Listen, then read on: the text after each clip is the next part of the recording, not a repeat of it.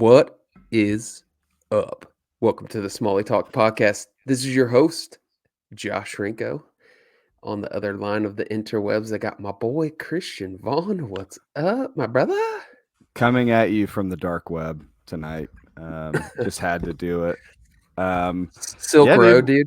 dude. Right. The guy's in jail for life. It's crazy. But yeah, man, we haven't talked really in a while. So I think maybe the last time we talked was the last time we recorded a podcast. So that was like 2 weeks ago. So I don't even know Mhm. who the hell you are right now, dude. You could be anybody. What I'm a man. I I'm a man who's caught 720 since the last time we talked. So so what is that? that What does that take you up to on the year? um 26. That's a crazy number. So I it's the mean, best year so far. I mean, for it's you, kind for of like weird. where we live and how often you fish, that's a pretty damn good number. 27's legit. 26. But I'm I giving you I'm giving you an extra one. I mean, the thing is we honestly still have our best I don't two of the 4 months that are our best 20-inch months coming up. So, Mhm. November, late November, all through December. Sometimes it depends. Some years I feel like December's more productive. Dude, Other years I feel like January and February are more productive. I'm But pretty sure you're going to be signing tits at the end of this episode or the end of the season.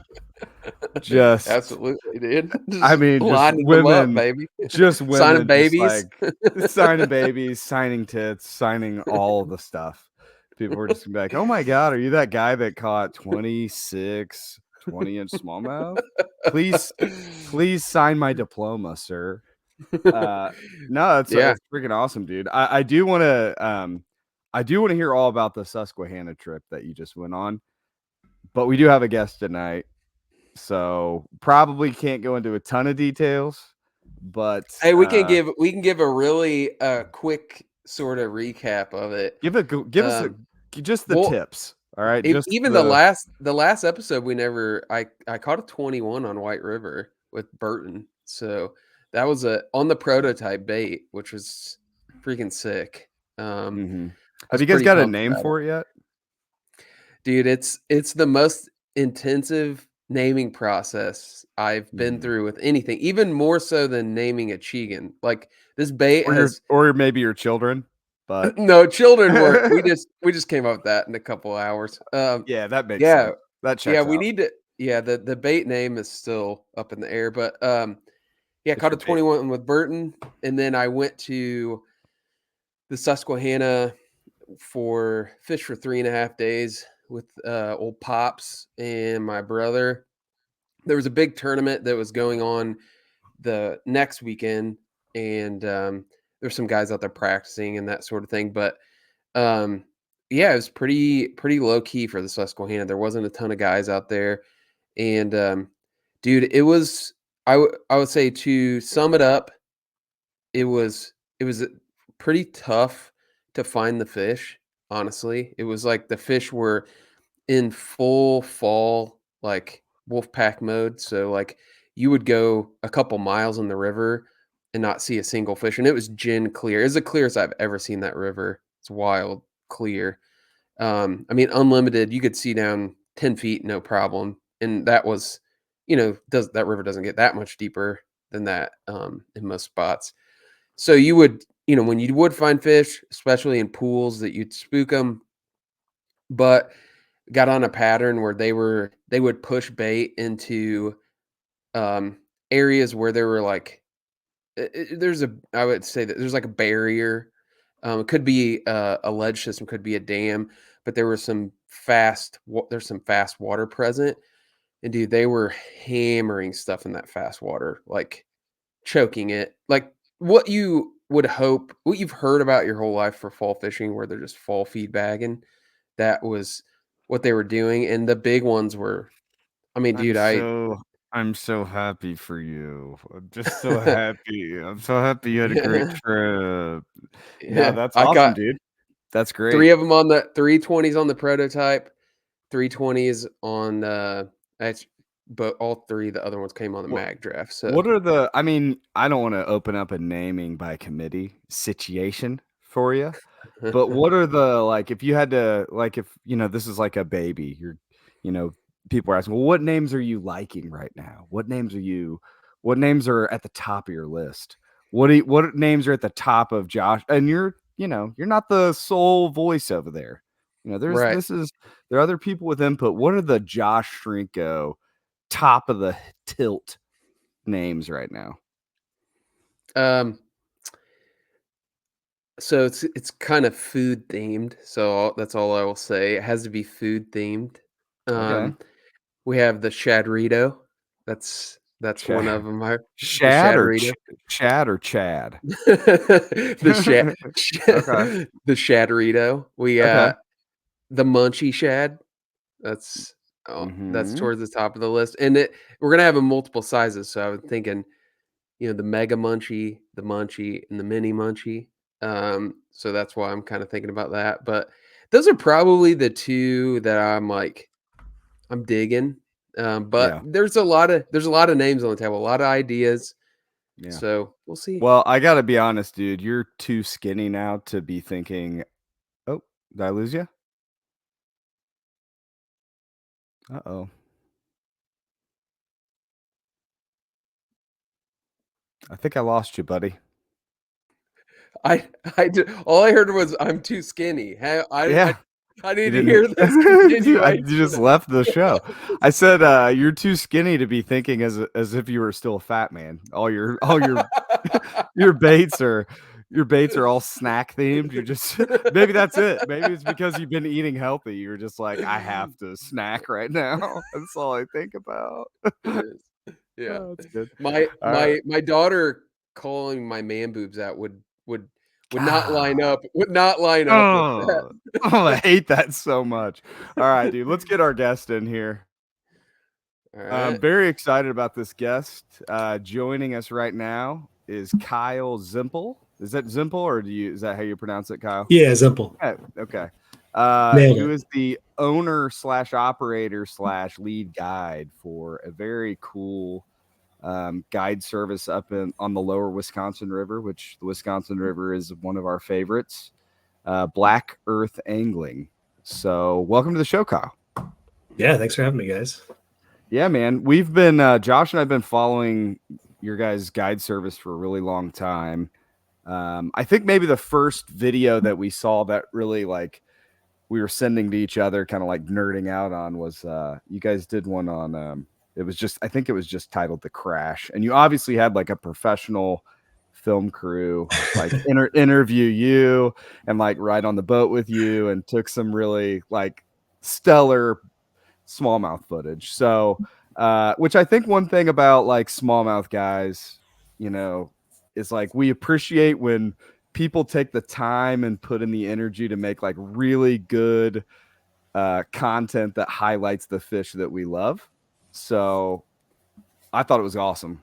And tell us a little bit about who you are and what your business is about and where you guys are at. Yeah, so I mean, born and raised Wisconsin guy. I've been done a good amount of travel in my life, and always found myself coming back to Wisconsin.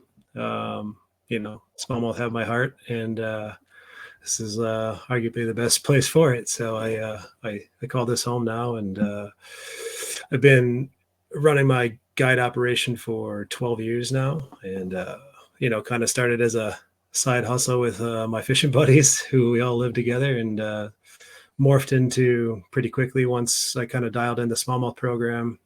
People started seeing it, and it didn't really it happened kind of very quickly, and I had not intended to have a guide service as my full-time job. So Nice. yeah, it was kind of a cool thing to happen, and have taken it to quite a great operation now. But yeah, it's been a great um, you know pinch me moment to like have kind of, I don't want to say discovered a fishery, but like definitely like been the person to figure it out from a fly rod standpoint. No one had really figured out this fishery and how to approach it and how to find success out there. And so it's been quite a journey of theories coming and going, and thinking you had it all figured out, and then finding out that you're farther from the truth than you started. So yeah, it's been a fun journey, and you want to always like look at a magazine article and be like, oh, that's how you do it, but nobody was writing those on this place. And so it's been kind of cool writing the book on chasing smallmouth on the fly out there. Yeah, dude, it's you're pretty young. Like, it's how you said you've been running your guide business for 12 years. How old were you when you started that? 24. Oh wow. Pretty Okay. cool. So yeah, you're like exactly our age then. That's Yeah. I like the concept too of like the knowledge arc, because I think about that a lot in like my business, and I'm sure Josh does too, where you like when you first start off, you think you're an expert, and then you gain a little bit more knowledge and you realize I don't know anything, and then you get, and it's like a bell curve, I think, to a certain extent, right? And then Absolutely. you probably now feel like you're back on the rise up, where Yeah. you're Yeah. maybe now you are an For expert, now. Yeah, right. Yeah. It's a pretty cool. So you're from Wisconsin, like the same area where you run your service now? A couple hours north. I'm from Wausau, so Oh, I yeah. grew up fishing the Wisconsin River, that runs through that area, and grew up river ratting it up there, and really hadn't, you always got excited when you caught a smallmouth because they fought really hard, but I didn't really pick up a fly rod until after, when I got into college, basically. So like smallmouth fishing to me was the Wisconsin River up north, where it's boulders and tannic water, and it looked like classic smallmouth water that you read about. And coming down to southern Wisconsin, and I think it was a drought year, and so the trout fishing was really not good. And I towed my little boat around with my Nissan Altima, and was that guy pulling a boat with a car way too small to be doing that. And talked to the guy who ran a fly shop down here, and he's like, oh, you got to go check out the lower Wisconsin, there's great smallmouth fishing out there. And I got out there, and I'm like, man, this guy has never seen good smallmouth water before. There's not a rock to be seen, man. Like, what is this guy talking about? And like, just got my butt kicked, for like the first couple outings. Like, I don't think I caught a fish for like the first, like, I don't know, 3-4 outings, like completely skunked, like having no clue what I was doing.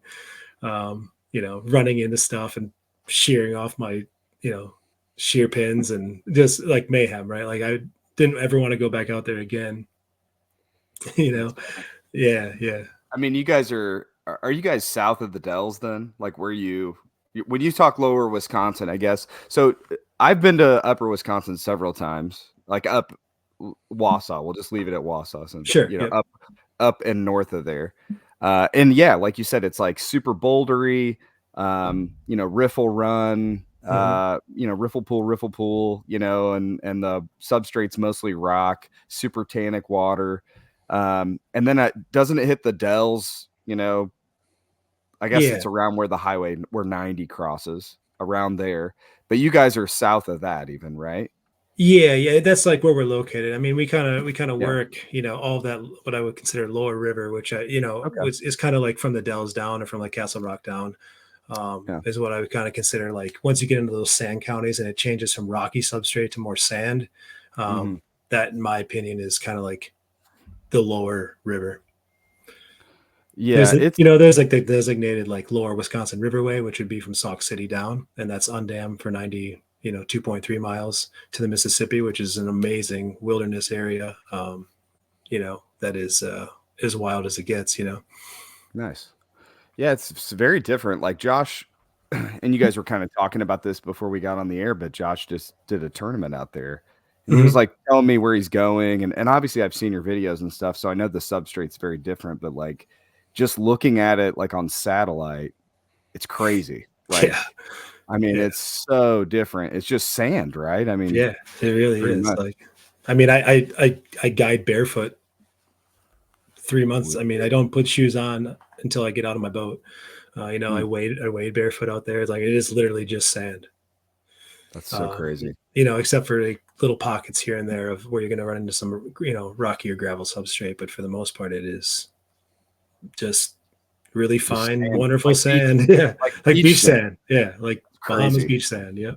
I mean, it's so weird too. Like we have like a fairly fine gravel substrate on most of the like in most of the rivers around here are like gravel, sandy Mhm. substrate. And even that is subject to massive changes year in and year out with flooding and stuff like that. How do you go about like you basically probably have to start from scratch, like Every as year. far as yeah, oh yeah, like and within the year, I'm Yeah. Oh, assuming.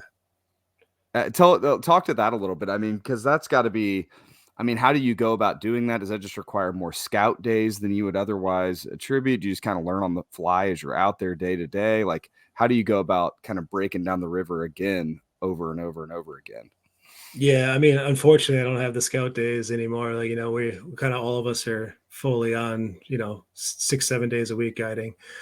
So you have to learn on the fly, and the biggest thing is kind of changing the mentality of like looking for, you know, or having spots, because you can't get attached to anything because it's always in motion, and so it might be good for a couple days, and then suddenly, the sand shifts and that spot is either filled in with sand or it's gotten too deep or not deep enough or and the fish will start to move out of those areas, and so you kind of like start to see, I've done it long enough where I can start to see what's going to be happening in the future, right? Like I can almost see the future, like, okay, so it's starting to cut hard here, you know, in a couple weeks, maybe a month, like it's gonna, I'll keep an eye on this, right? And like, oh, yeah, it's doing what I thought. It's like digging, digging, digging, digging, digging, and or it's like change, the currents like shifting from one side of the river to the other here.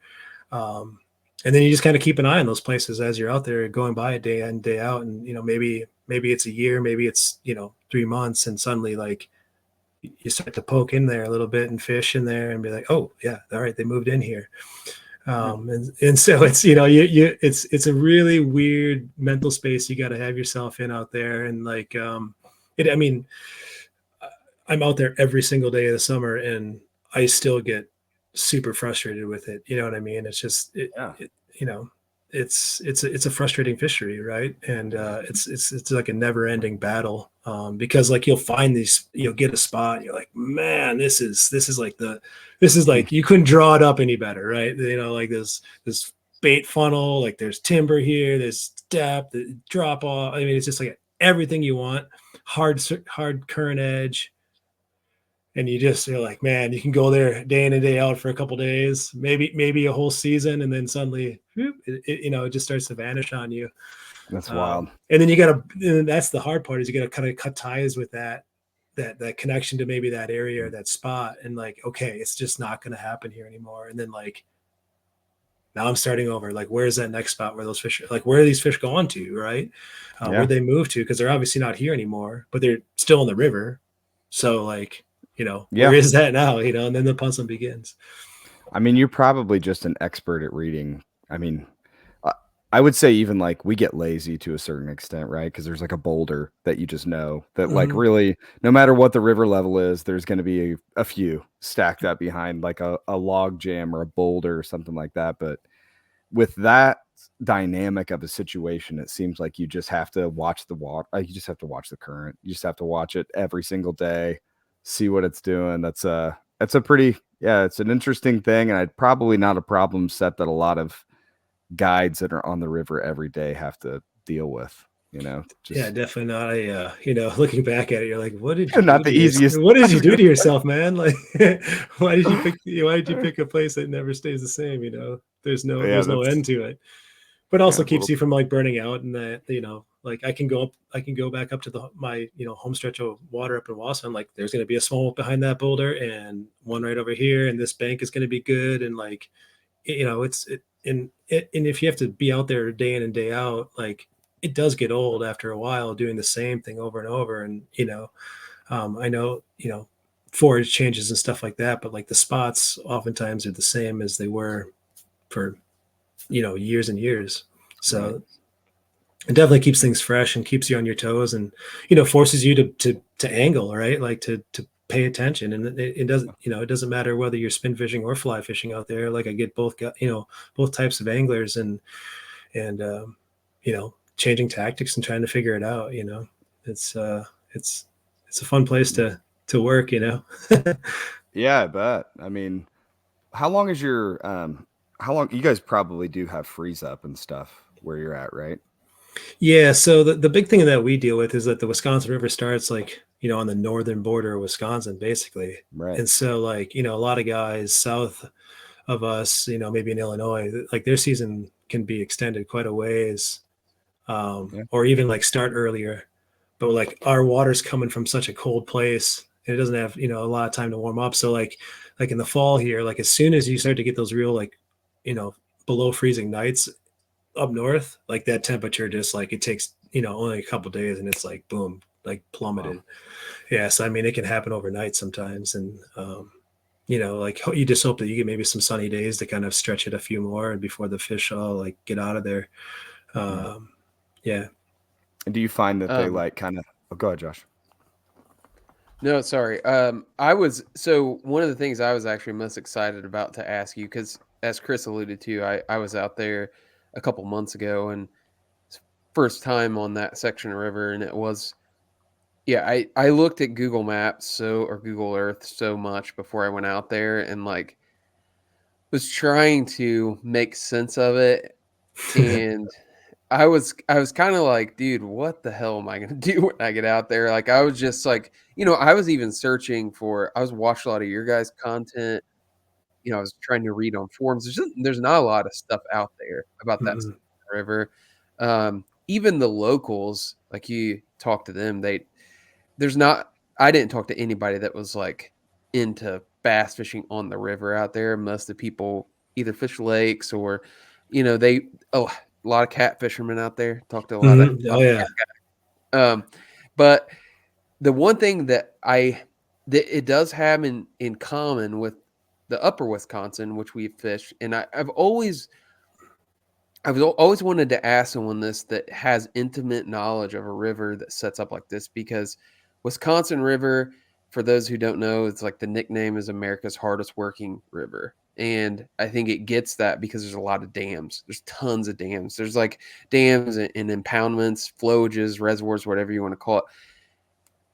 What the hell do those fish do and how do they relate to those impoundments? Like when you have a river like that's free flowing for, 50 miles or so and then it turns into a reservoir, what percentage of those fish run down into the reservoir? What percentage are native to the river? Like how does that set up? And if you could explain just like the kind of the movement patterns of smallmouth within those type of areas. Yeah, absolutely. I mean, that's a great question, and it is America's most dammed river for that's why it has that nickname. It has the most dams of any river in the United States. Um, Nice. yeah, and I mean, it does make it very interesting, and it's part of why it is, I think, also such a good smallmouth fishery is because of those impoundments, because they have good wintering areas. But I mean, let's just take like that lower section, right? That 92.3 miles of undammed river, right? And Mhm. um, those like they've the DNR's tagged some fish, and they found fish that have traveled over 50 miles to their wintering grounds. I mean, I would. I mean, if yeah, I was a fish, I'd travel 50 miles and not have to stay in the yeah, river. yeah. I mean, I don't Crazy. think they get nearly enough credit for what they're capable of and how It's much crazy. they actually move around. I think everybody thinks of these bass as like these, farm pond, lazy, easy to catch creatures, but they're the native fish here, and they've survived all this time for a reason, right? They're badass fish. Um, and so yeah, in like in those sandy rivers, if you've noticed while you were fishing there, there's not a lot of like that slow slack water, um, Mm-mm. along the edges especially, right? It's like everything is kind of moving, right? Some's just moving a little Yeah. faster than the other stuff, right? But it's all moving. So none of that water is a lot of it is like not great wintering water. And also, the average depth out there is like 4 feet throughout the entire 92 miles. You know what I mean? Like it's a shallow, sandy river that generally is pretty swift. It doesn't appear to be very swift because you don't have the white water and the rapids and the things that tell your brain, oh, this is scary and dangerous, right? But it has a lot of like undertow type currents, where it's falling over sandbar ledges and stuff like that. So like a lot of that water is just always in motion. So those fish can't really winter very well in a lot of those places. There's kind of very small places for them to winter within that large section. So those fish are forced to move and travel to either down to the Mississippi up to where like the dam is like it's incredible how many fish are up there in the in the winter months. Like they just all pile in there. And I mean, it's not just smallmouth, it's all those fish that need a wintering area. Yeah, and they'll just start dumping in. And same thing, like as you get above that dam and into those other midsections, like you can kind of fish those fish as they drop down into the reservoir, And the further north you go, kind of the more, I would say, dramatic or predictable it can be, just because it gets colder faster and the days get shorter up there.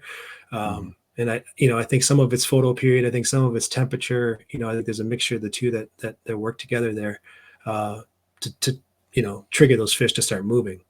But I mean, you can fish that that river before you call it the dispersal, and it's like void of life.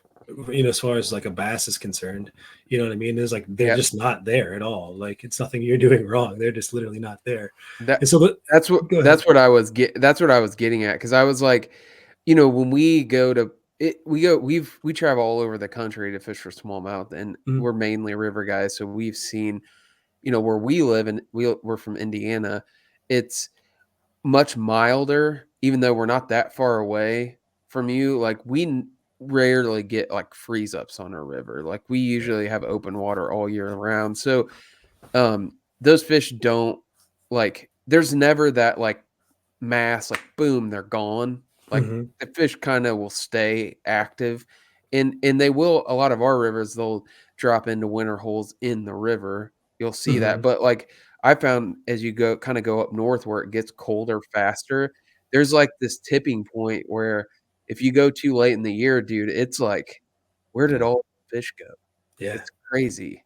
And I've like, sometimes we've gone up to like the Muskegon River, for instance, before, and it's like you go up there too late in the year, it's like, dude, they are gone. Yeah. Like, what a trip. What a trip. We just wasted a whole weekend to come up here and fish at no water. Yeah, that's crazy.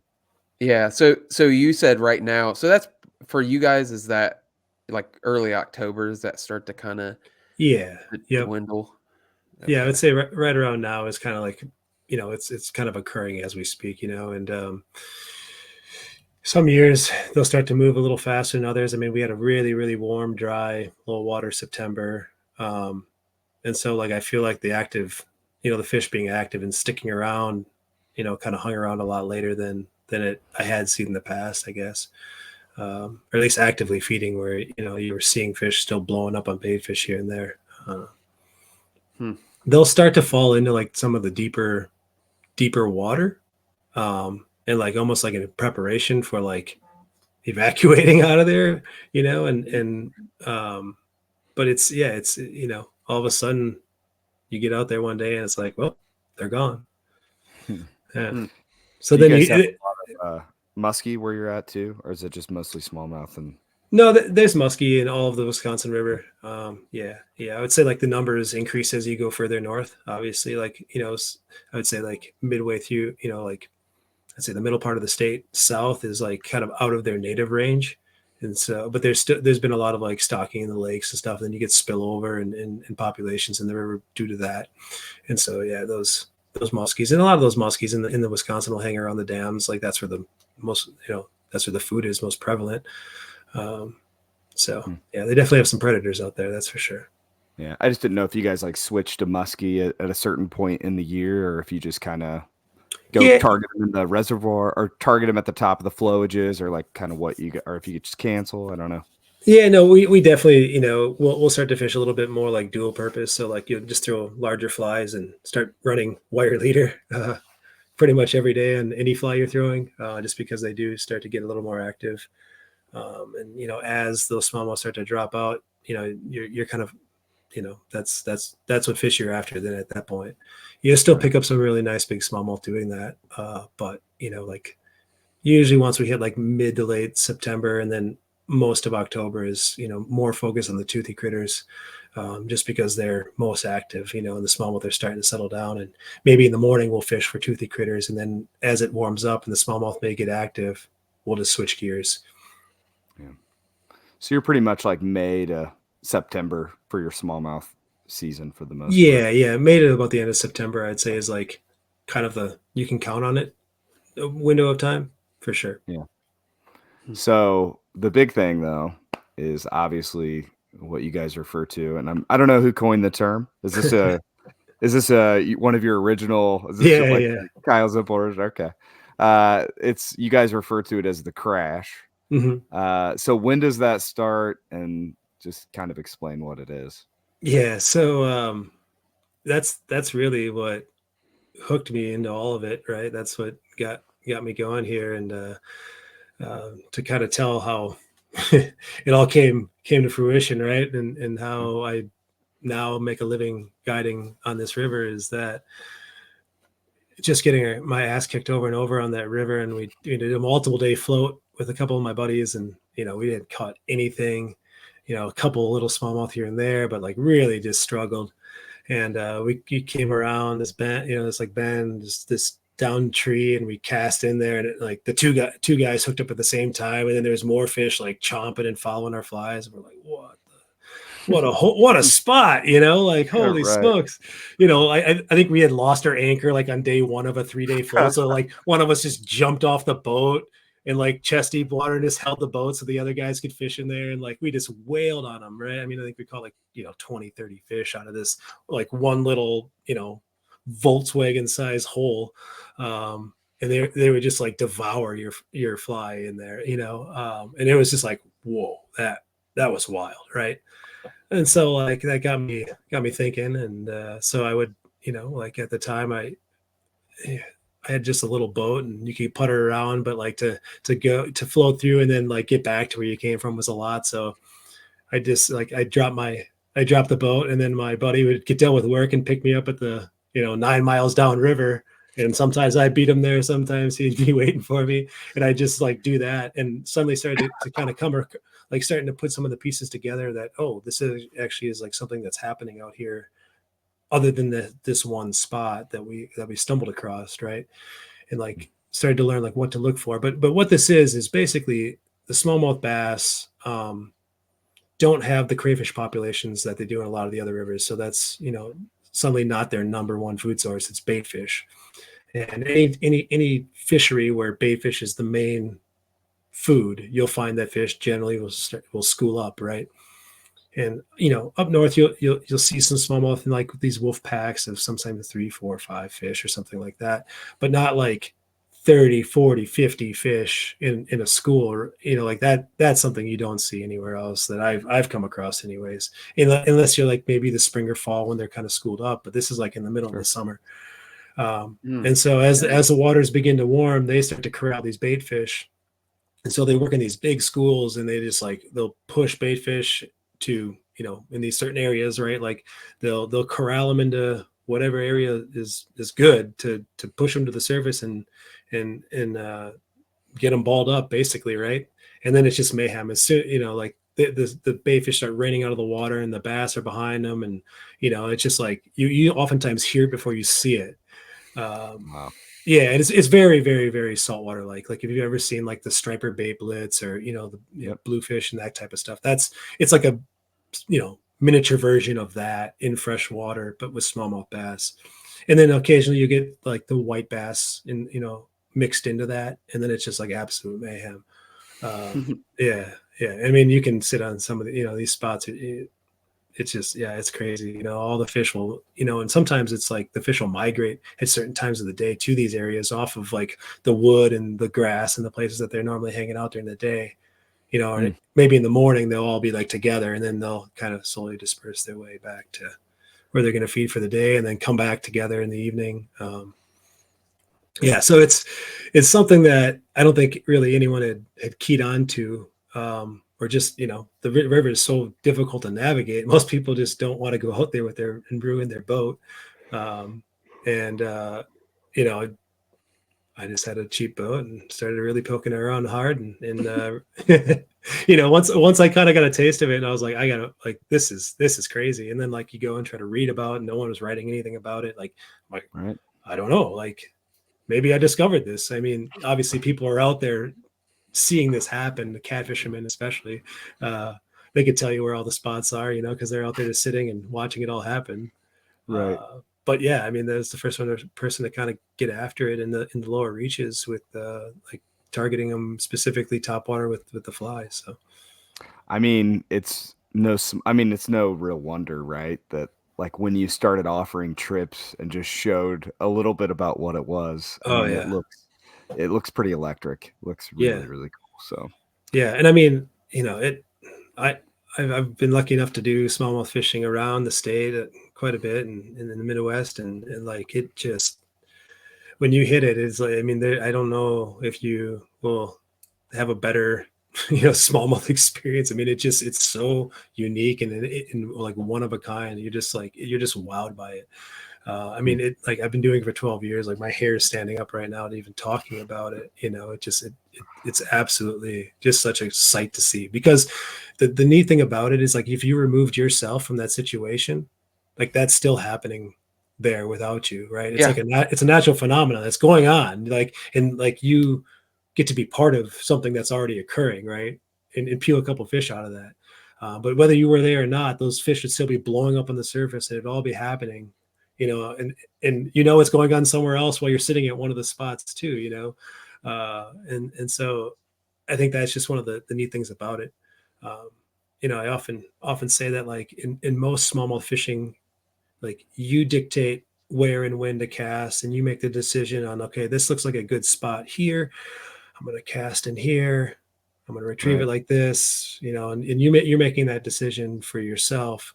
But in this situation, almost like turns the table a little bit. Like, the fish are doing their thing. You have to be ready, and they tell you when to cast and where to put it. And it kind of throws people for a loop a lot of times. Like, I've seen some of the best casters I know just completely melt down and fall apart and unable to perform, because it's just like, it's such a different deal, right? Like, Yeah. you can't wait, it's like, it's not on your terms, it's on theirs. And that, I think, what makes it so awesome and unique, right? Yeah, it's super cool, man. And it's yeah, like you kind of described it the first time you came on it, it looked like, two guys hooked up at the same time. Like almost all your videos looks like, three, four guys, at least two guys are hooked up at any given time or getting blown up on or whatever. So, very cool. Do you notice like this might be a dumb question, but like in these schools of like 30 to 40 fish, do you notice all classes of fish kind of schooled up in the same group, or do they kind of break down by size, or how do you kind of find that? Yeah, when you find like a really good spot, or maybe you have like those bigger numbers schools, that'll Mm, be a pretty good mixture of size classes. okay. Um, you will come across somewhere maybe like 10, like a dozen, let's just call it a dozen fish, right? And more so in those instances, you'll find more like size classes of fish, right? Hmm. But there's certain spots that are just like, they're just like, the for some odd reason the bait likes to be there, and it just draws everything there. And like, I bet, if you a lot of times, if you throw like a jig on and like bounce on the bottom, you'll catch walleye, right? It's like an Oh wow. oasis area, right? Hmm. And the fish are like all drawn to what's going on there. Um, but Interesting. the reason they're drawn there is the bait fish, and they can swim too. And so, like, one day it's there, one day it's not. You roll in like all feeling high and mighty that you're gonna really rock some people's socks off, and it's just like crickets. Uh, Dude, I haven't told Chris this because the last trip I just took, um, because I guess I'll rewind a little bit. When I went to the upper West or the lower Wisconsin, I was actively like tuned in to any service disturbance. I was like really hoping I would see it. I did not see it there, and I'm sure it's just a kind of a place and time thing. But I went to the Susquehanna this past weekend or week and a half ago, and I got invited to like a little bonfire thing. Went and there's a guy that has a YouTube channel. He was like recording us, asking us about our day, and one of the guys there described exactly what you described. Where now this is fall, they were clearly keyed on bait fishing. They were in more of that like wolf pack mentality, where if you see Mhm. one, you see 20. Um, he described this where he was sitting on a ledge and then the water just erupted around him. And he said for 45 minutes, it was like every 2 or 3 minutes, it just like 10 fish would just go crazy. And then over here, 10 fish would go crazy and you just throw in there and got hit. And I was kind of like, that's really cool. I didn't know this guy. And I was kind of like, he might be a little full of shit because I've never seen that before. So fast forward to the next day, I had gone up to this ledge system and I was on a really good pattern where these fish were sitting in the like little creases between the ledges where the water was coming through. And I called my dad and I said, Dad, you need to get up here. I'm catching 18 after 18. They were kind of like in this particular area. I thought it was cool. So he got up there. He cast, not getting bit. And out of the corner of my eye, I see this uh fit like the back of a smallmouth like come out of the water, and it was about 50 yards downstream of me, and I went over there, and dude, it was exactly what you described. It was like this, I've never seen it before. It had to, I would say anywhere from 20 to 50 fish. I it was hard to tell, but it was in this like really confined area, and all of a sudden, all at once, these fish just like boom, boom, boom, boom, boom, boom, boom, boom, boom, boom, boom, boom. There was Yeah. bait fish flying everywhere, and I was yelling at my dad. I was like, "Get over here!" He like comes over there. I had a little like soft plastic jerk bait. Surprise, surprise! Tied on, throw it in there. These fish were hitting so violently, and I'm sure you run into this in these scenarios. They were hitting it with such reckless abandon. It was throwing my bait like 4 feet, like they would hit it, it would knock my bait in the Yeah. air. My bait would land, and then another fish would be right there. It hit it and it knock it back over, and then finally wanted, actually eat it, and I'd get a hook set. It was 20 minutes of that, Sure. of Yeah. like on off, and it was harder to catch them than you would think. Like it was Yeah. like there's a lot of missed hook sets. You'd see it, you'd see these fish hit it, and you'd set the hook in your bait, just come flying back at you. So it was cool, man. I couldn't imagine being able to see that in the summertime. That would Yeah. be like if we see one fish run bait up I on the know. Get shore, excited. we're like, oh my God. Oh my God, let's throw over there, dude. If I saw that on a regular basis, I would like it would ruin me. It would. That's all I would want to do is go see if I can find that. It'd be pretty boring to go back to fishing bottom, somewhere and Yeah. just yeah, dude, that's pretty wild stuff. And how long do you think it took you to kind of get like, you think it was like maybe 2 or 3 seasons before you were like, oh, this is actually pretty consistent. I kind of, I'm on them at least 50% of the time I go out, I'm finding the crash, something like that. Yeah. I mean, I think at that point, the fish, I was largely pretty much the only one targeting them out there. And Right. so, I mean, it was pretty reliable starting out, and like kind of once I kind of figured out a couple of the spots, like you could, it's pretty reliable, I would say, and we had the first year I kind of really dove into it and was spending a lot more time out there. Like it was a pretty low water year. And so the water didn't fluctuate a whole lot. So like there was a little bit more consistency that year, which I think really helped things. But yeah, I mean, I generally go into a day pretty confident that I'm going to be able to find them. And again, the hard part is like I could show you the spot and you'd be like, well, that spot down there looks exactly the same, and like under the water, it looks exactly like why, and I still don't know why. Right? It's there's more to it than I can figure out, I suppose. At least at this point. But yeah, like all of a sudden, like this spot for some reason, and there's certain things you'll look for, right? That like, okay, like this has got all the pieces. Are they here? Are they not? Right? I mean, it's fishing after all. You cast in there, and sometimes you strike gold, and sometimes you don't. But once you kind of figure out, like, these fish are working this area pretty regularly, you kind of like check back in there, and all of a sudden, bang, you'll hit it when they're just going crazy in there. So Hmm. And I'm assuming that like they don't. Maybe I'm wrong, but like, is this like a more late June to mid August type thing, and like they're not really doing it like at the beginning and the end of your season, or do they kind of have to do that all year to yeah, eat? they're kind of doing it all year, but the thing about it is, like, you're going to get the most like violent and largest schools like during the, like, I would say, the little high water period of the summer. Um, Okay. and then as we maybe get a dry summer and you hit to like mid July, then like the water starts to drop a little bit, and then the schools just aren't as big.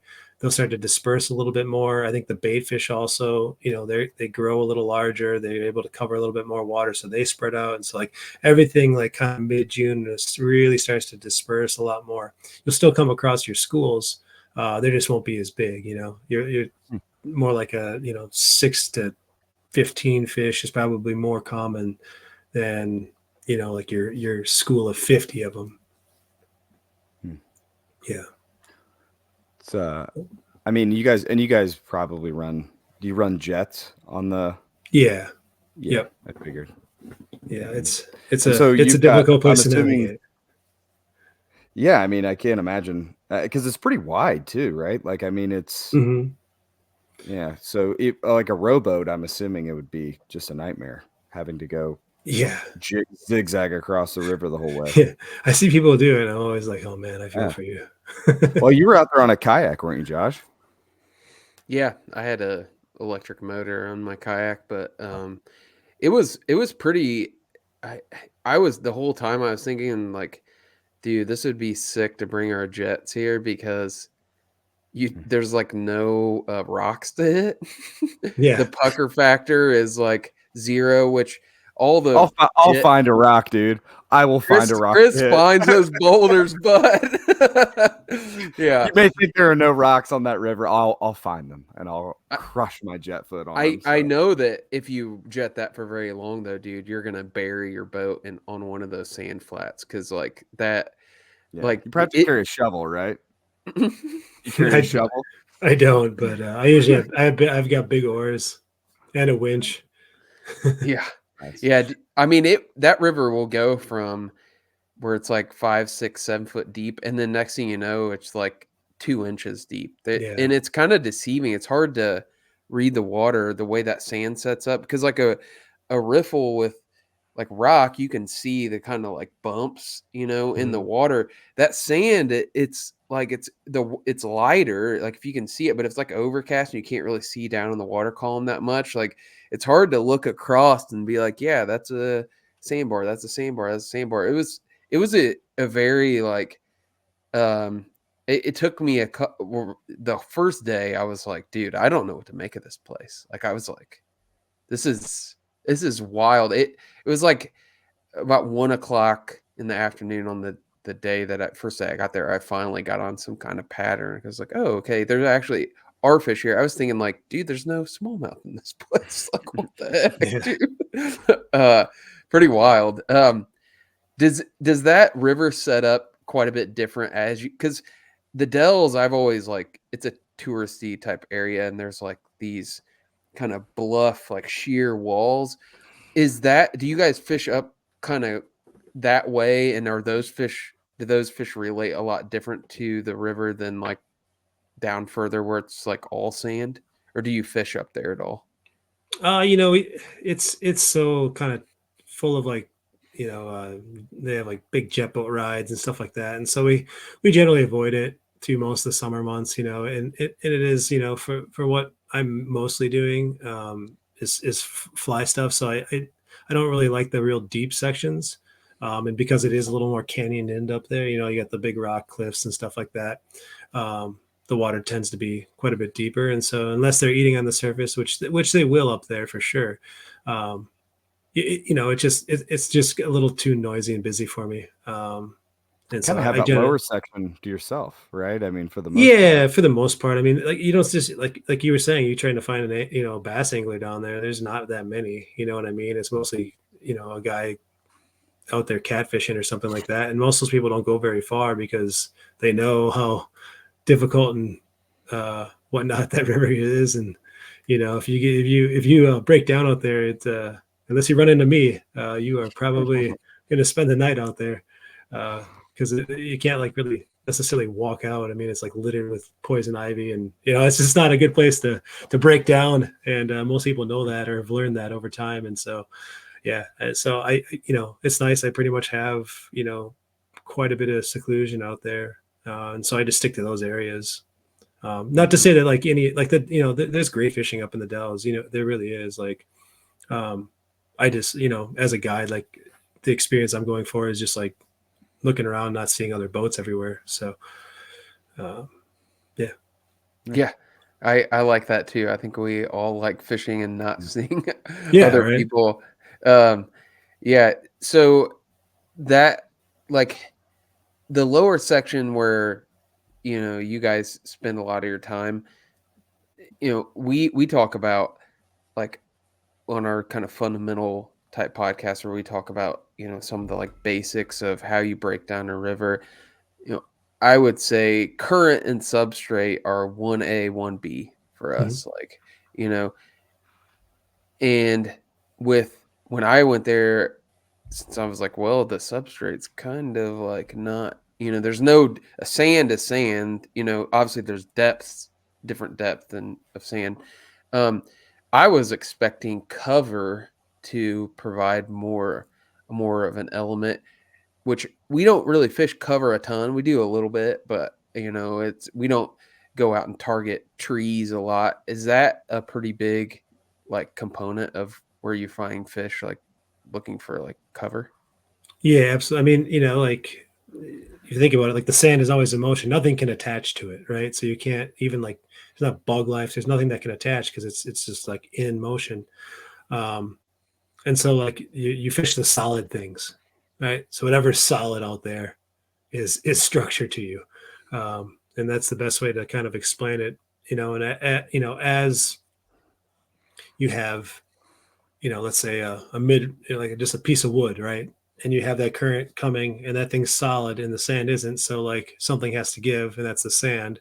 And so a lot of times the current will hit that woody structure and it'll dig a hole out. And so it can be, you know, 6 inches deep as far as the eye can see all around you. But like where that solid piece of structure is, it'll be maybe 2 feet deep along there because it digs itself out. And those smallmouth will sit in those little holes like that. Hmm. Um, yeah, but wood is good, and bass like grass. So fish those things. Mm, There you go. Josh t-shirt ideas. There you go, buddy. Yeah. I like that. What is good? Wood is good. Bass is Multiple meanings. That's right. Yeah, Yeah. there are a lot of islands out there. That's what like a river with islands to me is like, I don't know. I guess well, for a couple of reasons. One, you mentioned that you were on a 3-day float. I assume that meant you're like camping. Are you camp on those islands? Is a pretty common thing for you? Yeah, yeah. So like weekends out there are pretty busy with canoers, and that's like one of the neat things about the lower is that any sandbar island you can camp on. Mm-hmm. It's legal to do. You don't need a permit, and so like the weekends are pretty busy with paddlers who are out there to camp and Hmm. travel and but yeah, so I mean we do a fair amount of that, and that's like one of the guide things I do is I have like a bass camp where we spend multiple days out there. We base camp out of off an island, and so you can fish right up till dark, come back campfire the whole nine. Oh, nice. Yeah, That's fun. Yeah, that's pretty yeah, sick. yeah, Um, the other part about islands I like is it just breaks up the river. So like yeah. if you have like a straight shot of river where it's like, you got current, obviously there are things underneath the water, but if you're fishing the style especially fly fishing, kind of what you said. It's like, well, you're doing a lot of visual stuff. It's like Mhm. highly visual. And anytime you have like an island, it creates just an abnormality in the river where fish relate to. And when I was out there, I was like, dude, it's a cool place. The islandy rivers we've been to, Chris would probably highly agree with this. Like, those are some of the best, like, most fun things just because there's just more to fish. Like, there's more There's more movement. edge, right? There's More more edge, yeah. yeah. I'm Yeah. assuming that they relate to that to spawn. I mean, I would think that spawning would be difficult just because of Yeah. the way that the river bottom moves. Like, do you guys find that a lot that they just spawn behind islands? And I mean, Yeah, I what mean, are the spawn it's classes like? it's amazing that they are as populous as they are in that river, Right. and that they do as well as they do because like you talk to the biologists and they're like, we don't we don't know. I don't know how they, you know, doesn't make any sense, like pencil it out. It doesn't None of this makes any damn sense. But I mean they do super well in that fishery. And there's lots of like let's like the driftless spring creeks where which are great trout fishing. Lots of tributaries of those. I know some of those fish will move up those and Right. find more rocky substrate up there. A lot of them will spawn up by like the dams and stuff like that where you have hard substrate. Yeah, and they're survivors. They'll find it. You know what I mean? Like one of the best spots is like where a gravel boat launch is. I feel bad because people are always like running their, like I don't know how successful any of them are, but you'll see them there. Like they got their nest built right there, and like Come on, man. they're there. Like and you roll up with your boat, and they Dude, swim off, and then you launch your boat, and you come back, and like they're sitting there. Like oh man, you got to pick a better spot. dude, one of That's the great. coolest things that I've ever seen with related to spawning, Chris knows what I'm talking about, but it was an area where we had like it was a tributary, it was a bunch of fish spawning, and like we were like kind of looking at the beds, and there was a section where it's like mud, it's like all mud, and you would assume it's like, oh yeah, there's no fish, no smallmouth spawning here. And they would blow out that mud. They would tail out that mud until it got down to these like freshwater clams. They Yeah, were like freshwater clam like shells. They would fan that mud until it got down to the clams and they lay their eggs on the clams. I was like, dude, yeah, that's so freaking cool that right. they The do tails that. are just destroyed, but yeah, they would Yeah. do it. Yeah, I don't know if you Yeah, guys have dude, ever that's seen that video, like the largemouth bass in the golf ponds, like picking up golf balls and making its nest out of golf balls. Like, no, I That's haven't so seen sick. that. yeah, I don't know where I saw it one time, but yeah, they'll have like a pile of golf balls in the pond, and that's what they lay That's their eggs incredible. on. That's funny. Yeah, Yeah, dude. pretty I wild. mean, do you guys have like, I guess in the way of population, obviously you've got good numbers there, but like Upper Wisconsin's like a trophy fishery. I mean, Mhm. you run into like heavy, lots of 20-inch class fish, lots of heavy fish. Do you guys have that down on the lower section, or do you find more the average is a little bit on the smaller side? Oh, it's most certainly on the smaller side. I'd be the first one to tell you it's not. If you're looking for your trophy fish, like that's not the fishery to go to. It's you fish that place for how unique it is and the experience of it and Yeah. the wildness of the fishery, right? I mean, if you're looking for your 20, like you're going to want to head north where the water stays colder, the fish get older. I think the fish down here live a pretty rough life because they're, number one, the current's pretty strong down here, and there's not a lot of um, slack water. Again, that those sandy rivers, like it's all moving, like all the way up to the edges here, and so And there's they're just There is not no eating slack water. there is and not None. slack water, right? they're Yeah. also eating really difficult prey. I mean, if Exactly. they're They work. having to eat fish, I mean, it's not as a slow-moving, idiotic crayfish, that's Dude, those Yeah. fish though, those fish are stacked, dude. They are I know you're like talking down the like overall size, and you're right. Like experienced that when I was up there, like sampling. It's like a lot of that 15 to 17-inch fish. Like there's a Hmm. lot of those. Yeah. I caught several 18s. Dude, those 18s damn near pull my arm off. Oh And in yeah. fact, I had one on that I was like during the tournament that was 18 and a half.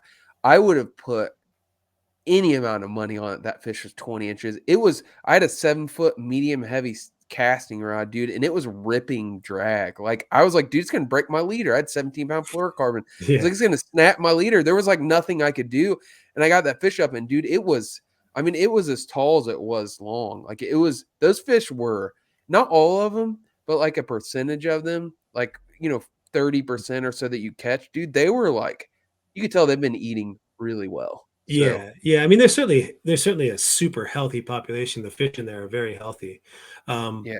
but I don't. I think when they get to a certain length and age, like it's almost like a live fast, die young fishery, right? Like you look at the average age, they reach like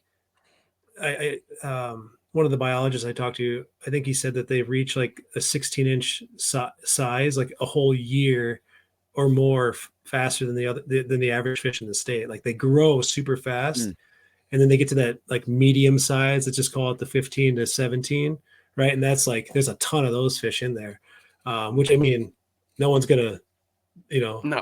be sad Dude, about catching any one of those fish, catch right? those yeah, fish all day. Yeah, Yeah.